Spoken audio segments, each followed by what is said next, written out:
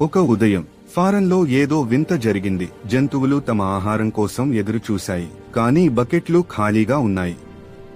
గంటలు గడిచిపోయాయి, ఇంకా ఆహారం రాలేదు. మిస్టర్ జోన్స్ వారికి ఆహారం పెట్టడం మర్చిపోయాడు. ఇంటి లోపల అతను మద్యం తాగి నిద్రపోతున్నాడు. జంతువులు బలహీనంగా మారాయి.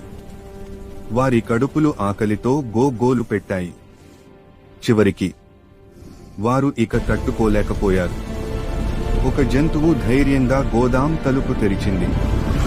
లోపల ధాన్యం సంచులు ఉన్నాయి. అన్ని జంతువులు లోపలికి పరిగెత్తి తినడం ప్రారంభించాయి. అప్పుడే మిస్టర్ జోన్స్ మేల్కొన్నాడు.